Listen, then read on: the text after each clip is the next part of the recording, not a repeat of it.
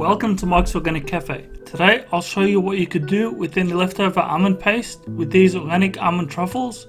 With the vanilla collagen protein, they're so enticing and at least have a bit of protein so they're not wasted calories. Ingredients are 1 bag of dark chocolate buttons, 55%, almond paste. If you have leftovers or make a new batch, it doesn't take long.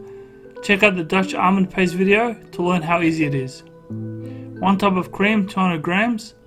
Almond slivers, or just crush some up. I think crushed would look better. 1 cup cacao powder for dusting, and collagen protein. I'm using vanilla flavor. Use whatever you like.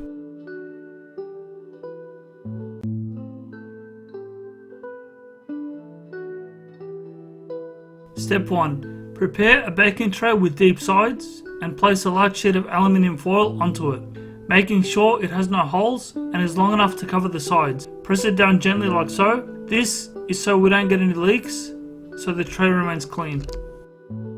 Step 2. The chocolate is on a double boiler.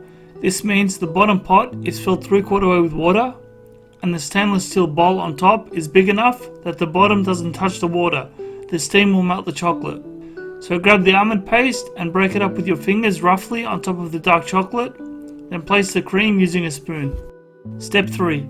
Have the collagen protein ready on the side of the stove. Then bring the water in the boiling pot to a simmer on a medium-sized stovetop on low temp and stir the chocolate mixture steadily with a wooden spoon. The cream is starting to brown, which means the chocolate buttons are almost melted. Keep stirring for a bit longer. Step 4. Continue to heat and stir until the mixture is smooth. Once the chocolate is entirely smooth, mix a 1/4 cup of collagen protein flavor of choice, then turn off the heat and place the bowl on the bench top. Pour it into the baking tray lined with foil, then gently massage it to the edges with a wooden spoon. Cover the surface of the chocolate with a cling wrap, then place the truffle mixture in the refrigerator to firm up for 2 hours.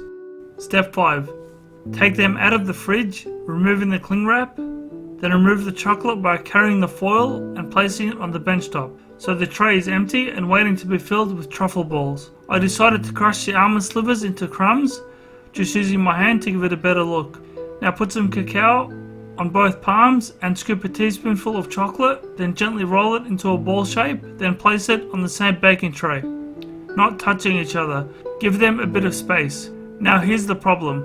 If you put cacao on one, the almonds won't stick.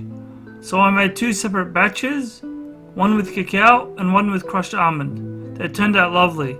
Repeat until you have no more chocolate left.